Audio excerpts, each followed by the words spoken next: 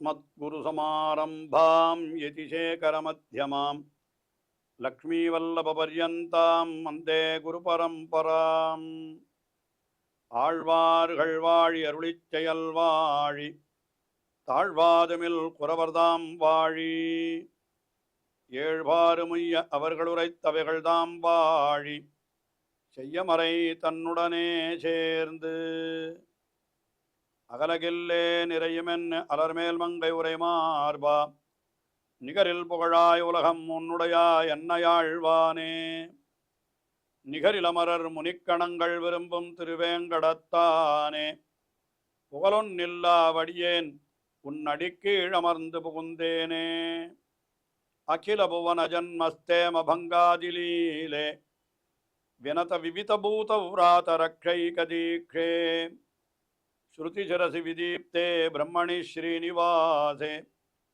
பவது மம பரஸ்மின் சேமுழி பக்திரூபா श्रीमान वेंकटनादार्य कवितार्किककेसरी वेदांताचार्यवर्यो मे सन्निधत्तां सदा हृदि यतिराजर என்று போற்றப்படுகின்ற ஸ்ரீ ராமானுஜர்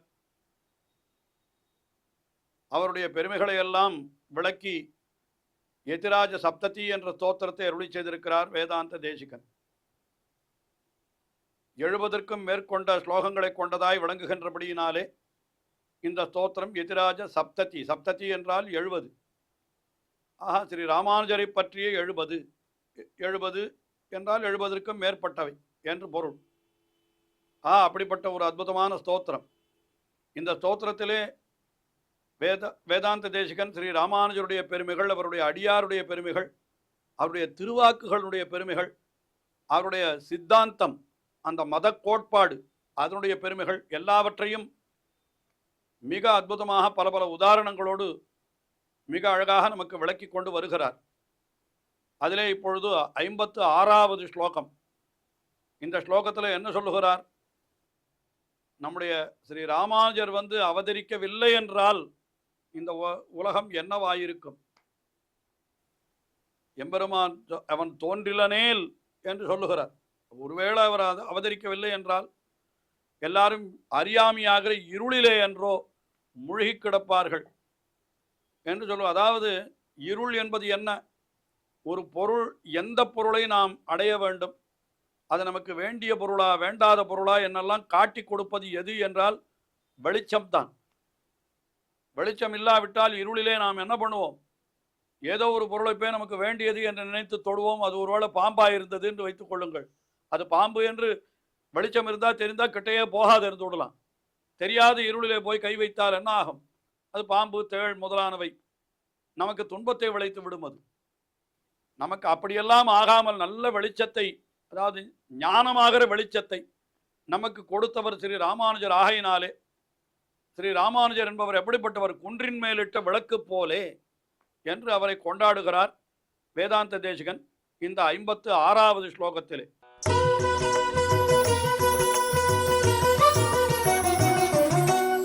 நிராலோகே லோகே நிருபதி பரஸ்நேக பரிதः யதி க்ஷமாவ்ருத்தீபோ யதி நகில ஜாஜ்வல்யதைஹ அஹங்காரத்வாந்தம் விஜகதி கதங்காரமனகாஹ குதர்க்கவ்யாளௌகம் குமதிமத பாதாள குஹரம்.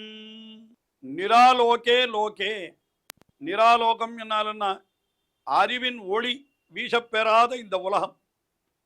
அதாவது அறிவு என்கிறது ஒளி போன்றது. அந்த அறிவு இருந்தால் தான் ஒரு பொருளை உள்ளபடி நாம் தெரிந்து கொள்ள முடியும். நல்ல அறிவுள்ளவனுக்குத்தான் இது என்ன பொருள், இது என்ன பொருள், இது என்ன பொருள் என்று தெரிந்து கொண்டு அதை நாம் கை கொள்ளலாமா கை கொள்ளக்கூடாதா என்று தெரிந்து கொள்ளக்கூடிய விஷயம் நமக்கு காட்டுவது எது என்றால் அறிவு. அதே போலத்தான் ஒளி. இந்த ஒளியும் என்ன பண்ணுகிறது என்னால் ஒவ்வொரு பொருளினுடைய தன்மையை நமக்கு காட்டி இதை நாம் தொடலாமா கூடாதா என்ற ஒரு எண்ணத்தை நமக்கு ஏற்படுத்துவதே அந்த ஒளிதானே. அதனால தான் ஞானத்தை தீபமாக சொல்லி ஞான தீபேன பாஸ்வதா என்றெல்லாம் சொல்வார்கள். ஞானமும் தீபமும் ஒன்று. இன்னும் கூட ஒரு ஒற்றுமையை கூட சொல்லலாம் ஞானத்திற்கும் தீபத்திற்கும். என்ன ஞானம் என்கிறது எல்லாருக்கும் கொடுக்க கொடுக்க குறையாமல் இருக்கக்கூடியது. தீபமும் அப்படித்தான். ஒரு தீபத்திலிருந்து 10 தீபத்தை ஏற்றினால் என்ன ஆகும்? ஏற்றப்பட்ட தீபமும் எரியும், ஏற்றி வைத்த தீபமும் எரியும், இதில் குறையாது. ஆனால் மற்ற பொருள்களெல்லாம் அப்படி இல்லை. இப்போ நம்மிடத்தில் 100 ரூபாய் இருக்கிறது, 10 பேருக்கு ஆளுக்கு 10 ரூபாய் கொடுத்தேன் என்றால் என்னிடத்துல எவ்வளவு இருக்கும்னு கேட்டா 10 பேருக்கு கொடுத்து விட்டால் என்னிடத்துல ஒன்றுமே இருக்காது. அவர்களிடத்துல என் கூட எப்படி இருக்கும்னு கேட்டா ஒவ்வொருத்தருடன் 10 ரூபாய் தான் இருக்கும். முதல்ல என்னிடத்துல இருக்கிற பொழுது அது 100 ரூபாயாக இருந்தது என்று இப்படியெல்லாம் நாம் பார்க்கிறோம் உலகத்திலே பொருள்களை பிரித்து கொடுக்கிற பொழுது. ஆனால் ஒரு தீபத்திலிருந்து விளக்கை இன்னொரு விளக்க 10 விளக்குகள் ஏற்றினால் என்ன ஆகும்?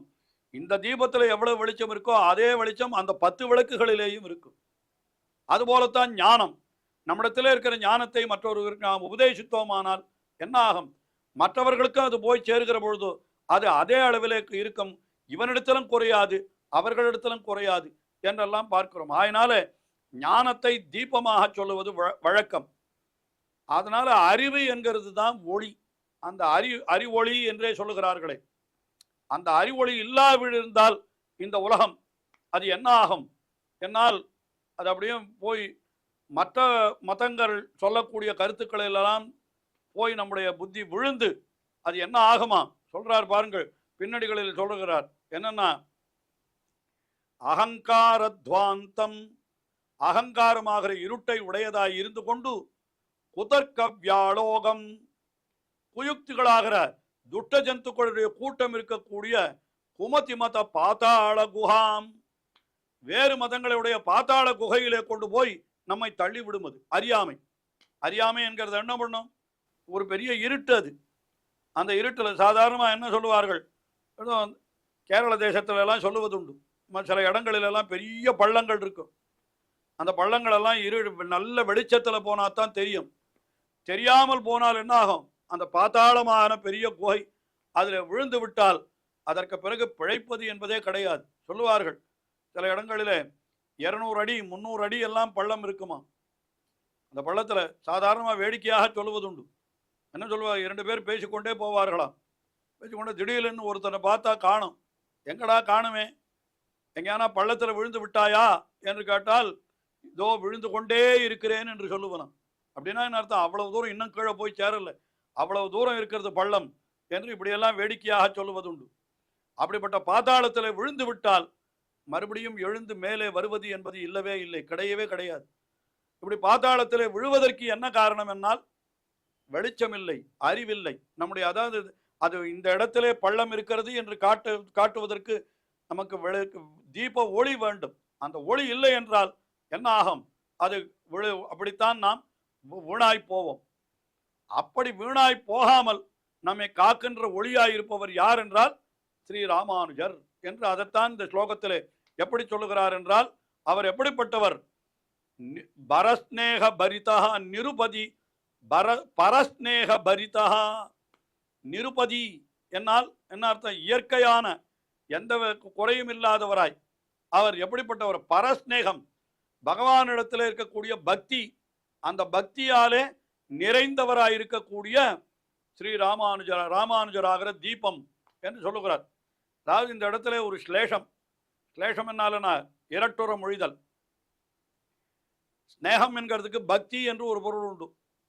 ஸ்நேகம் என்கிற சொல்லுக்கு எண்ணெய் என்றும் ஒரு பொருள் உண்டு. சம்ஸ்கிருதத்திலே ஸ்நேகம் என்னால் எண்ணெய், ஸ்நேகம் என்றால் பக்தி, ரெண்டுக்குமே ஸ்நேகம் என்கிற சொல் தான். அப்போ இந்த இடத்துல பரஸ்நேக பரிதா யதிக்ஷ்மாபிருத் தீபா என்று சொல்லுகிறார். ஆக ஸ்ரீ ராமானுஜர் ஆகிற தீபம், அந்த தீபம் எப்படிப்பட்டது என்னால் பரஸ்நேக பரிதா, பகவானிடத்திலே பக்தியை உடையது. ஆக தீபம் என்னால் அதுல எண்ணெய் இருக்க வேணுமேனு கேட்டா ஸ்நேகம் இருக்கிறது. ஆனால் ஸ்நேகம் என்கிறதுக்கு எண்ணெய் என்றும் பொருளாகினாலே அந்த 2 பொருளையும் கொள்ளும்படியாக அது எண்ணெய் நிறைந்திருக்கிற விளக்கு என்று சொல்லுவது போல பக்தி நிறைந்திருக்கிற விளக்காக ஸ்ரீ ராமானுஜர் என்று இப்படி சொல்லுகிறார். அவரை எப்படி சொல்லுகிறார்? யதிக்ஷ்மாபிருத்து. அதுவும் க்ஷ்மாபிருத் என்கிற சப்தத்திற்கு என்ன அர்த்தம்னா மலை என்றும் ஒரு பொருள் உண்டு. க்ஷ்மாபிருத் என்னால் என்ன ஸ்ரீபாஷ்யக்காரர் என்னும் அவர் அப்படிப்பட்டவர். யதிக்ஷ்மாபிருத் ஏன்னா அப்ப மலை மேலே ஏற்றின தீபம். க்ஷ்மாபிருத் தீபம் என்னால் என்ன? குன்றின் மேலிட்ட விளக்கு என்று சொல்லும்படியாக அவரை சொல்லுகிறார். அந்த அந்த தீபோயதின கில ஜாஜ்வல்யத, அந்த விளக்கானது ஒருவேளை பிரகாசிக்காமல் இருந்தால், அதாவது எம்பெருமானார் அவதரிக்காமல் இருந்தால், அவர் இப்படிப்பட்ட அற்புதமான ஸ்ரீசூக்திகளை நமக்கு அருளி செய்யாமல் இருந்தால் நாம் என்ன ஆயிருப்போம் என்றால், வீணான மதங்களிலே போய், வேதத்திற்கு தவறான பொருள்களை சொல்லுகிற மதங்களிலே போய், அந்த மதத்தில் ஆகிற பெரிய படுகுழியிலே விழுந்து மேலே வர முடியாமல் நாமும் நம்மையும் வருத்தி கொண்டு அந்த வேதத்திற்கும் துக்கத்தை ஏற்படுத்தி கொண்டு பாழாய் போயிருப்போமே. ஆனால் நல்ல வேளையாக ஸ்ரீ ராமானுஜர் வந்து அவதரித்தார். அப்படி ராமானுஜர் வந்து அவதரித்து நமக்கு என்ன பண்ணியிருக்கிறார்? பெரிய விளக்கு, குன்றின் மேலிட்ட விளக்காக தம்முடைய சித்தாந்தத்தை காட்டி கொடுத்தார்.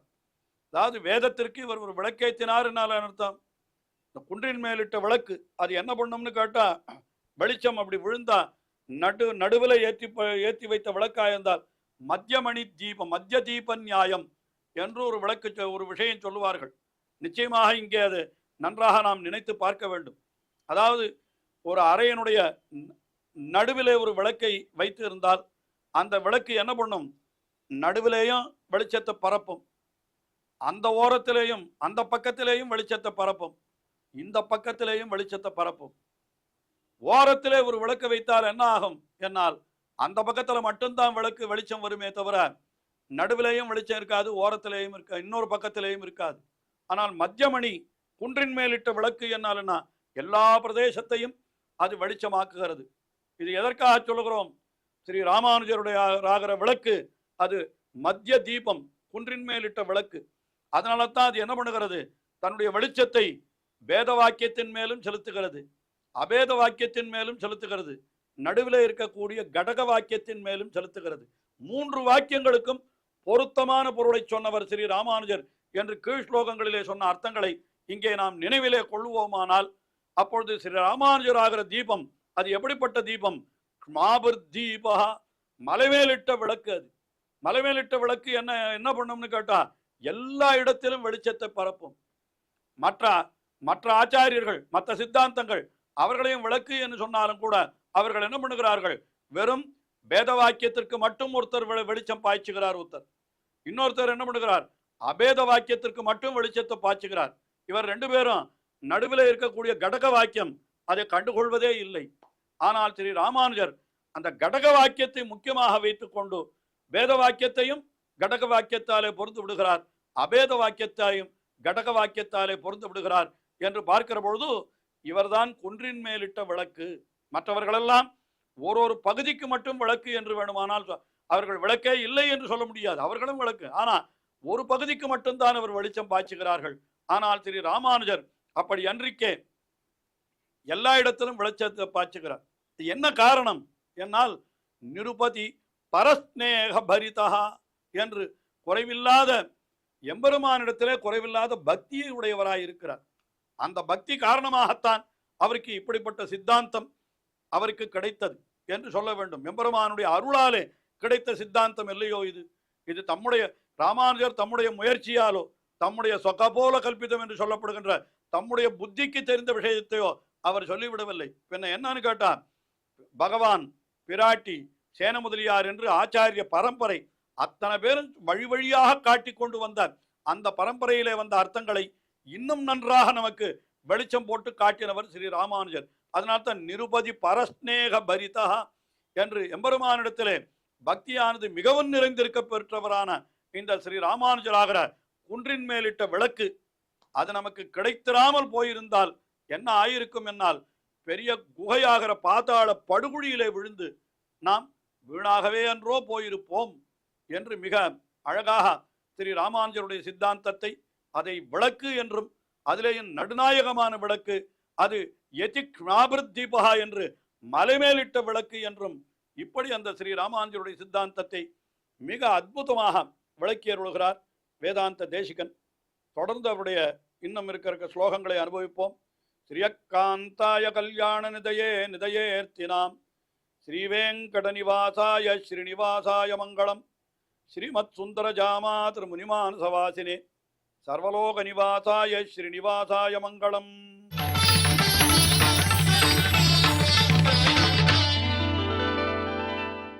ஓம்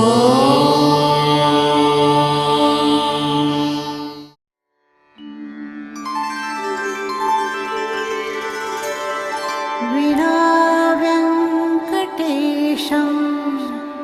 ननाथो ननाथः सदा वेङ्कटेशं स्मरामि स्मरामि हरे वेङ्कटेश प्रसीद प्रसीद